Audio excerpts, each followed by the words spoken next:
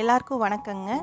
இன்றைக்கி நம்ம டேம் மீன் வச்சு வாழை இலை மீன் வறுவல் எப்படி செய்கிறதுன்னு பார்க்க போகிறோங்க. இதுக்கு தேவையான மசாலா நம்ம வீட்டிலையே அரைச்சி செய்ய போகிறோங்க. வீடியோவை ஸ்கிப் பண்ணாமல் முழுசாக பாருங்கள். அதற்கு தேவையான பொருட்கள் வந்துங்க, 1 கிலோ மீனுங்க, 3 ஸ்பூன் வரமிளகாய் தூள், 2 ஸ்பூன் குருமிளகு, 2 ஸ்பூன் சோம்பு, புளிக்கரைசல் 2 ஸ்பூன், 20 பல் பூண்டு, 1 கொத்து கருவேப்பிலை, உப்பு தேவையான அளவு,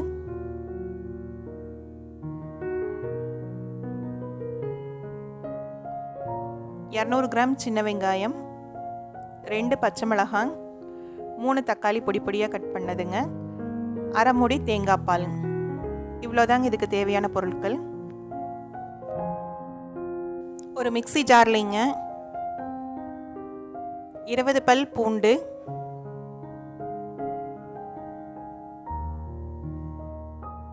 1 கொத்து கருவேப்பிலை, 2 ஸ்பூன் சோம்பு, 2 ஸ்பூன் குருமிளகு, 3 ஸ்பூன் வரமிளகாய் தூள்,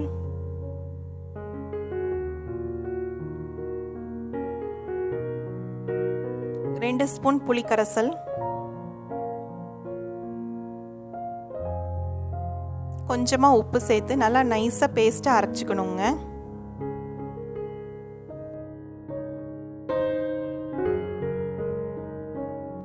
இப்போ நம்ம நைஸாக அரைச்ச பேஸ்ட்டை வந்து மீனில் இந்த மாதிரி எல்லா பக்கம் படுற மாதிரி தடவி எடுத்து வச்சுக்கோணுங்க. மீதி இருக்கிற பேஸ்ட்டை வந்து கிரேவிக்கு நம்ம எடுத்து வச்சுக்கலாங்க. இது வந்து ஒரு அரை மணி நேரம் ஊறட்டுங்க. ஒரு வடக்கல்லிங்க 2 கரண்டி தேங்காய் எண்ணெய் ஊற்றிக்கலாங்க.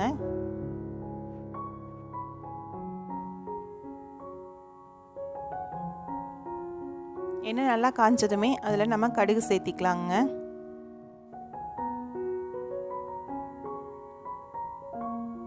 கடுகு நல்லா பொரிஞ்சதுமே அது கூட நம்ம வந்து 1 கொத்து கருவேப்பிலையும் 2 பச்சை மிளகா பொடி பொடியாக கட் பண்ணி வச்சுருக்கிறத நம்ம இப்போ உள்ள சேர்த்திக்கலாங்க.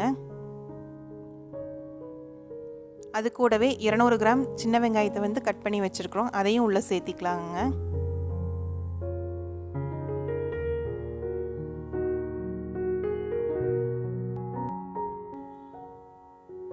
வெங்காயத்தை நல்லா வணக்கிக்கலாங்க.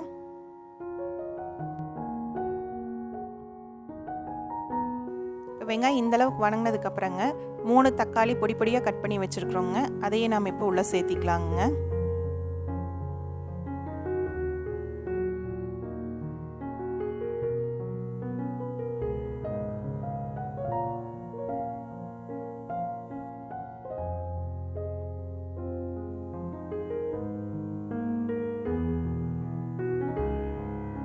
இப்போ தக்காளிக்கு தேவையான அளவு உப்பு போட்டுடலாங்க. ஏற்கனவே மீன் மசாலாலையும் உப்பு போட்டிருக்கிறோம், அதனால் இதில் வந்து கம்மியான அளவு உப்பு சேர்த்துனா போதுங்க. இப்போ தக்காளி நல்லா இந்தளவுக்கு வெந்து வந்ததுக்கப்புறங்க நம்ம மசாலா அரைச்சி வச்சுருந்தோம் இல்லைங்களா, மீனுக்கு தடவுனது போக மீதி இருக்கிற மசாலாவை வந்து இந்த ஸ்டேஜில் நம்ம உள்ளே சேர்த்திக்கலாங்க.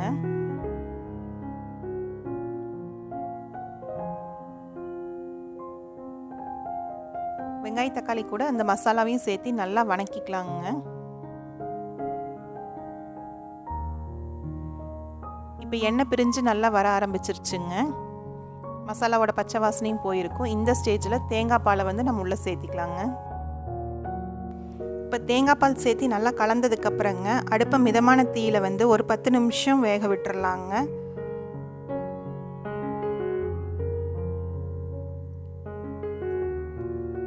கொஞ்ச நேரம் கழித்து பார்த்தீங்கன்னா மேலே எண்ணெய் பிரிஞ்சு இந்த கிரேவி வந்து நல்லா சுருண்டு வந்திருக்குங்க.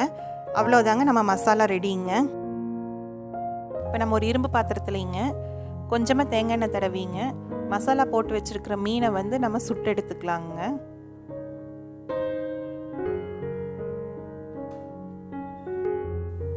அடுப்பை வந்து மீடியமான தீயில வச்சு இந்த மீனை நம்ம சுட்டு எடுத்துக்கலாங்க.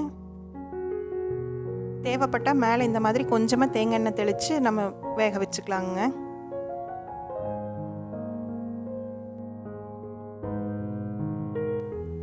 இப்போ ஒரு பக்கம் வெந்ததுமே இன்னொரு பக்கம் நம்ம திருப்பி போட்டுக்கலாங்க.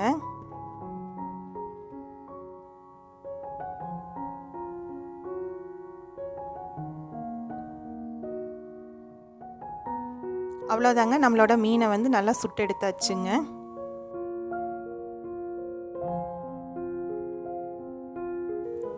இப்போ வாழலையை வந்து நம்ம அடுப்பு தீயில வந்து இந்த மாதிரி காமிச்சு வாட்டிக்கணுங்க. இந்த மாதிரி பண்ணிட்டோம்னா இலை மடிக்கையில் கிளியாதுங்க. அதுக்காக தான் இந்த ஸ்டெப்பு செய்கிறோம். இப்போ வாட்டி வச்சுருக்கிற இலையில் நம்ம வணக்கி வச்சுருக்கிற மசாலா கூட்டை வந்து நம்ம கீழே வந்து ஸ்ப்ரெட் பண்ணிக்கலாங்க.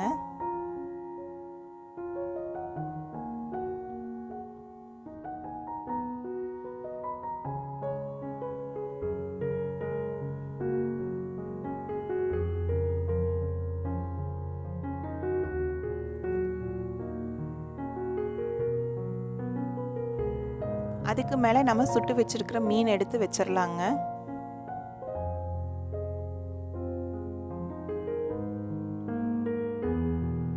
இந்த மீனுக்கு மேலேயும் நம்ம கொஞ்சம் மசாலா போட்டுக்கலாங்க. இந்த மசாலா வந்து மீன் மேலே எல்லா பக்கமும் படுற மாதிரி நம்ம இப்போ தேய்ச்சிக்கலாங்க.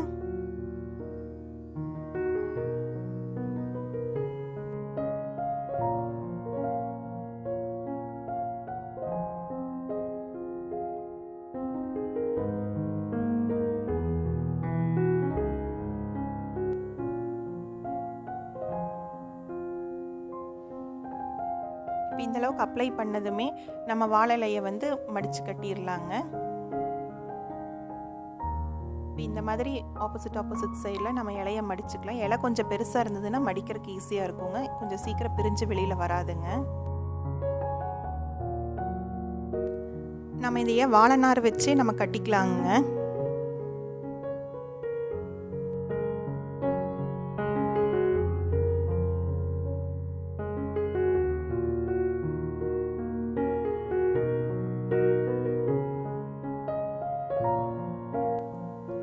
ஒரு இரும்பு பாத்திரத்தை நல்லா காய வச்சுக்கலாங்க. அதில் கொஞ்சமாக தேங்காய் எண்ணெய் தடவிங்க.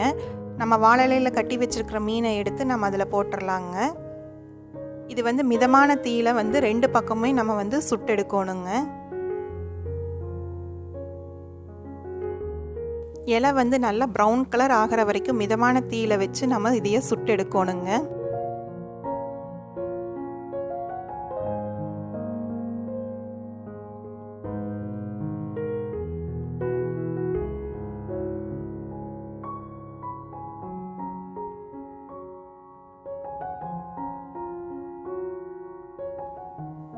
இப்போ இலை இந்த அளவுக்கு ப்ரௌன் ஆகிற அளவுக்கு நம்ம மிதமான தீயில வச்சு 2 பக்கமுமே சுட்டு எடுத்துட்டோங்க. மீனும் இப்போ மசாலாவோட நல்லா சேர்ந்துருக்குங்க.